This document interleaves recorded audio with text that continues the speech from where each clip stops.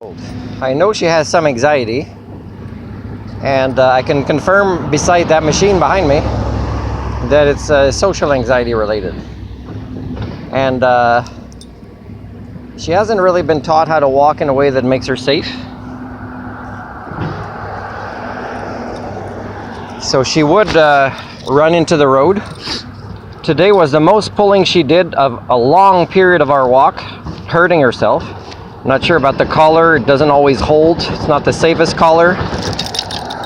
And there was another dog not on the leash on this trail, and a dog that would fit in her mouth, a tiny dog that's not on a leash. And even dogs forget this, but when one dog is on a leash and the other isn't, the one that isn't is defensive. So that means if the tiny one was on a leash and she wasn't, the tiny dog would have been a harder one to be friends with.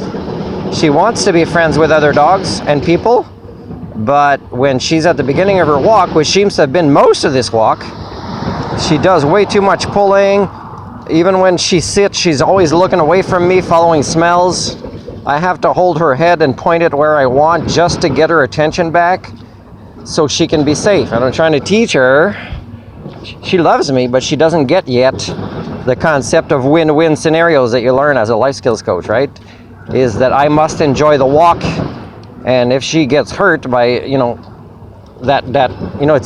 a plastic clip on the collar, that's not the best one. If I have to grab her by the collar and I accidentally clip that and she goes in the road and gets hit by a car, which she doesn't seem to be scared of, she's just following smells, then I would feel bad and not enjoying the walk. She's my first friend in this area. This is our, I believe, 5th walk.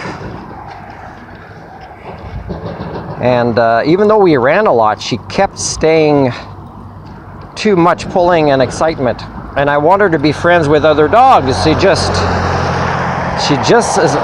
got to be able to have a little bit of loose on the collar and the leash at that point. Like if I had a leash that locked and I could control the distance that retracts, then even if she's still on a leash, I think dogs pick that up, the distance, right? The distance is okay. But when I had her sitting and the other dog, super calm, even when she barked, still wants to make friends, I had to tell the people, not a good time. As you can see, not a good time. The imbalance of the leashes, but also she's too hyper right now and your dog is all calm, and it's not a good time. And it's all about people understanding their triggers, and dogs are people too. As possible for them to make good friends or bad friends as any people primate. So I'm still working on helping her with her triggers that are anxiety related. I'm really making noises when I breathe slowly. Come here, Cubby, come here. Sit and paw. Sit. Sit and paw.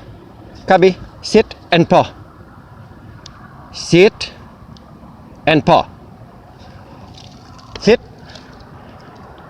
Sit. No, here. Here, nope. So it's hard to control her impulses, and it's related to smells and excitement. She's so excited she hasn't been on a walk for a couple of days, and when she was out with her owner, although I don't use those words, she's in the woods, so she can do whatever she wants. Now she's got to be safe by learning some skill sets. Sit. Sit. Give me the paw. No, thank you. I have to blow my slow breath in her ear because she kind of still always looks away instead of relaxing. So I have to come close. Hey, wait. Relax. Relax with the part. Hey, I exist too. I want to have fun. I want to have fun on the walk too. Go slow. Go slow. Relax. Okay, I'm going to turn the phone off to put in my other glove, and we're going to finish really slow.